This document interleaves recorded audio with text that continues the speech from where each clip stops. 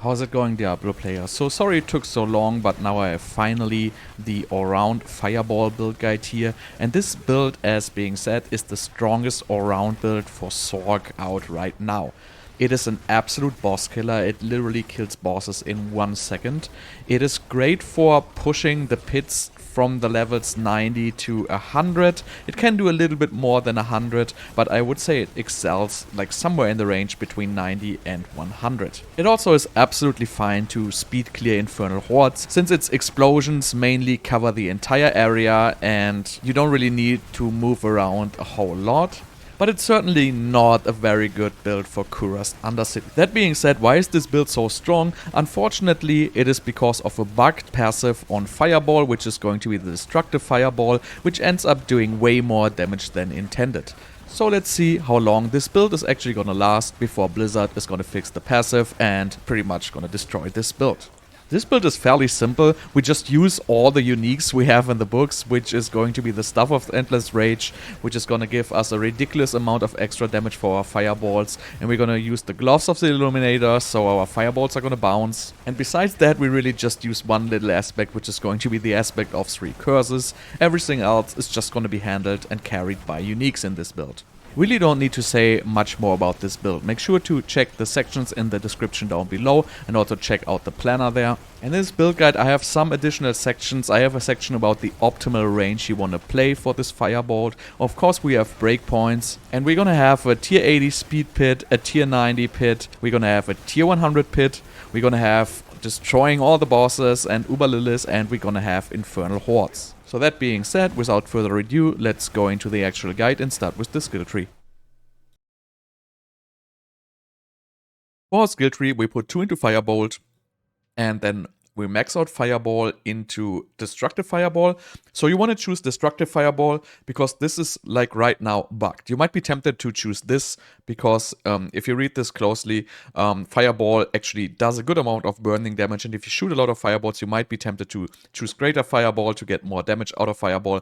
But in the end, you always want to choose Destructive Fireball, because right now there's a bug on Fireball which makes it do like 10 times the damage or even more when you use Destructive Fireball. So I know this is due to a bug and this might be fixed at some point, but you know what? Blizzard has shown that they sometimes just don't fix these bugs at all, and they tend to last like for a very long time. So there's a good chance this is build even gonna last for like 1 or 2, even 3 more seasons if we're lucky enough. But right now, we choose Destructive Fireball to do the maximum damage. We max out Elemental Dominance, again, more damage. Then we go for Flame Shield, 1 rank, and teleport into Shimmering Teleport here.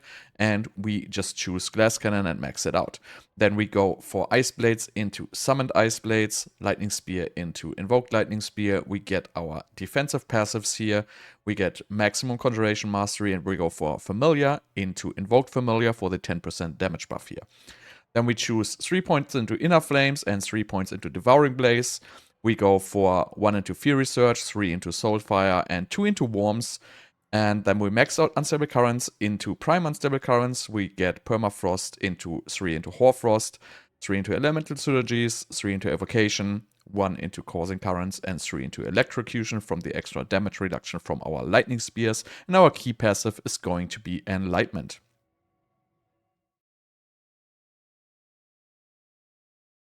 For the skills, this build is pretty easy to play. You just spam Fireball all the time, and you use your Conjurations, Ice Blades, Lightning Spear, and Familiar here to boost your Conjuration Mastery, to get your mana regeneration, and get your maximum damage. And then you just cast Unstable Currents on cooldown, and, you know, Flame Shield you mainly just need for the pit bosses to evade the Shadow Clone abilities. For enchantments, we play Teleport, even though this is the higher tier pit pushing variant, so we don't have the fastest teleport enchantment, but it's still fast enough. If you really want to speed farm, we have a speed farm variant of this build where you would just use a Shaco or Harlequin's Crest together with Flicker Step, and then you would just change your skill tree a little bit to get some more teleport ranks. But in this version here right now, we don't want to have the fastest teleport, but we still want to have teleport. First of all, it gives us damage reduction, and second of all, it's still the best way to move as a sorcerer. And then the other enchant is pretty much non-debatable. We want Ice Blades enchantment. It's 3 extra Ice Blades. It gives so much cooldown reduction, and through Conjuration Mastery, it just gives a huge amount of damage.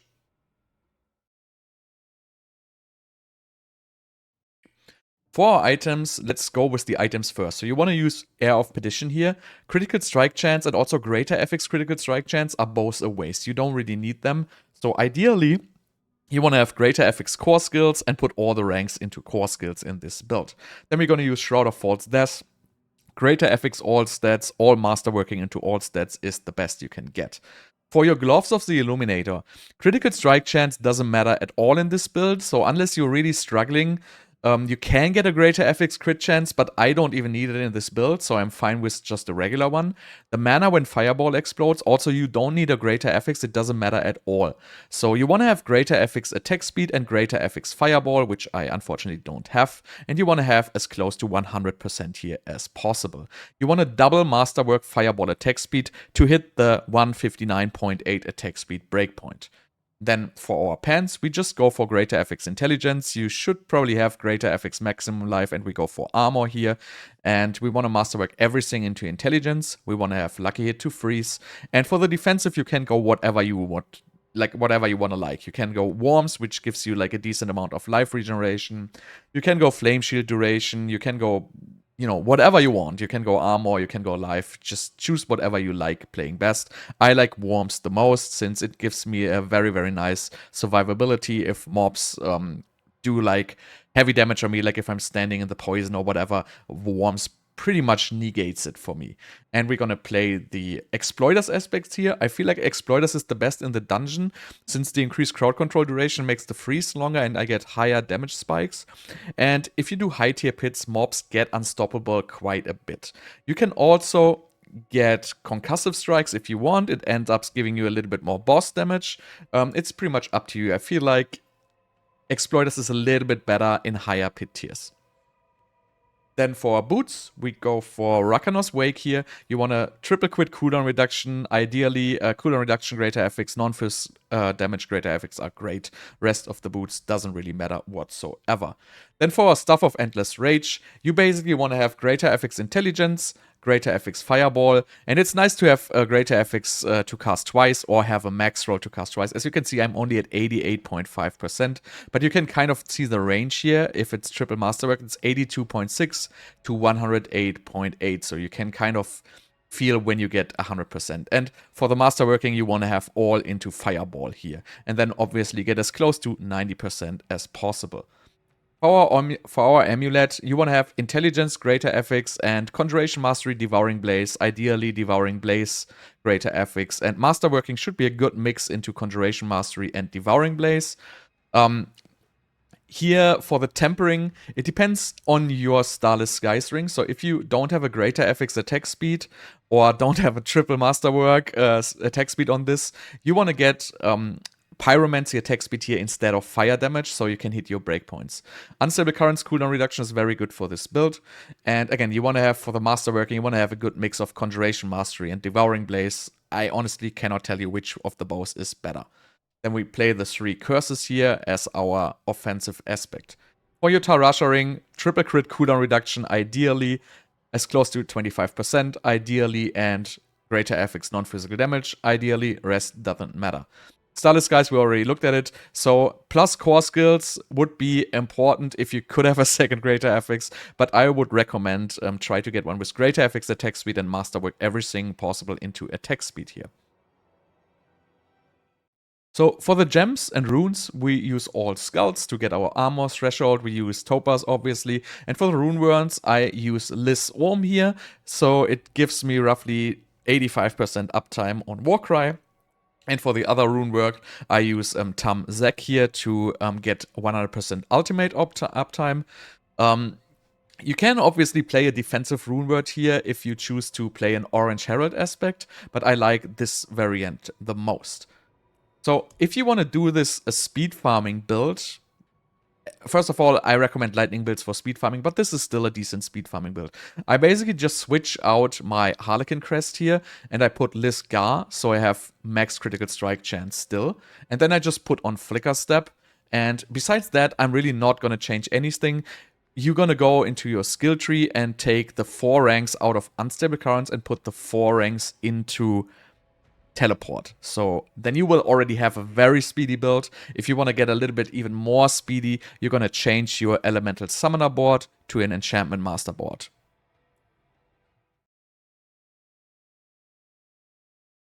For the Paragon, at this point, I pretty much stopped min-maxing my Paragon boards because it's very tedious and it doesn't seem to matter all that much.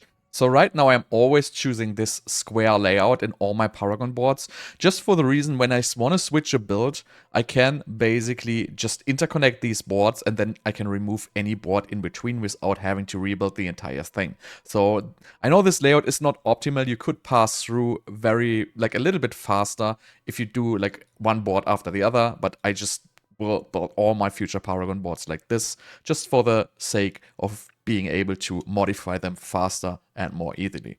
So for our first board, we go into Elementalist here. We just want the extra damage and the 15% from Elementalist. And then we move over to the Fundamental Release. We put in our Tactician in again here to boost our non-physical damage, our vulnerable damage, and we basically pick up all the key passives.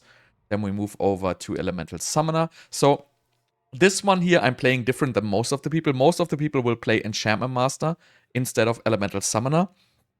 I kind of like playing Elemental Summoner in this space. It gives you a little bit more attack speed since you actually get 10%. And it gives you a good amount of Conjuration cooldown reduction. So it's a total of, I think it's, what is this? 6, 9, 10.5%, 11%. Plus another 10. So it actually gives you 21% Conjuration cooldown reduction. And you really just lose one offensive node here, which is this Conjuration damage node. So I feel like it is a great board to choose. You still get the non-physical damage, and we can put our Destruction Glyph in here to just get some more critical strike damage. But this really helps you to have a high Conjuration count. So I prefer to do it like this. You can also obviously do the Enchantment Master in this space if you want to. And then my next board is going to be Searing Heat. We obviously need that. I just picked the damage reduction nodes and the life nodes and the damage nodes in the middle. And then we go for our Pyromaniac Glyph here to boost these nodes. And then last but not least is going to be our Frigid Fate board. We're going to put our Unleash Glyph here again to boost non-physical damage. We pick up all the damage reduction and damage nodes and these life nodes. And everything from here on, you would just basically spam into like random intelligence nodes. So for the gameplay, there's an optimal range where you want to be to shoot your fireballs. And let me just show you how that is. So depending on the boss model, if you're in the face of the boss, like this, you will only hit it once, right? As you can see, just one bounce hits the target. So this is pretty much the worst thing you can do. Then, if you go a little bit further away, like this, you will hit it twice. It's the first and the second one, right? First, second. If you go a little bit further away like this, you will actually hit it 3 times. 1, 2, 3. So the optimal range is kind of, you know, this, I would say 2 to 3 times your character size away from the target is the optimal range there. So if you go further away, you're still gonna hit it 3 times, but further away is not that great because of Staff of Endless Rage. So if we switch to Staff of Endless Rage here, you can notice that, you know, every third fireball it shoots, which comes now, as you can see, it's gonna arc in like 120 degrees. So we'll see it arc like here and arc like here. So the angle, it's actually like here and here. So from this, you basically won't hit your target with the extra fireballs. And the fireballs, which actually do significant damage increase, are the ones from Staff of Endless Rage. So you don't want to be so far away. You want to be somewhere around this range, again, like roughly like 2 times the length of your character to the target. So if you see shooting Endless Rage now, which will be the next one, you can see these arcing ones basically hitting the target with Endless Rage. If you're kind of in this area here, so this is my character length, like 1 times, 2 times character length. You can be a little bit further away, but you know, that is kind of the range where you want to stand. You don't want to stand here, and you don't want to stand here. You want to stand roughly here in front of your target. So, and also, you want to never stand with your target against the wall. So if I go here, right, you can see the fireballs get deleted before they continue bounce. So you just see they bounce once and get removed. So if I stand here, you can see the fireballs keep on bouncing and hit multiple times. So never have your boss or your mob or whatever face with the back against the wall.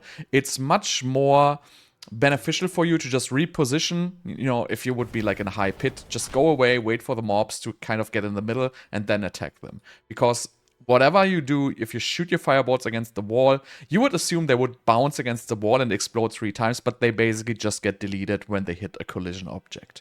So that's pretty much the optimal range and how you want to play this build. If you're playing this build, you will get used to this.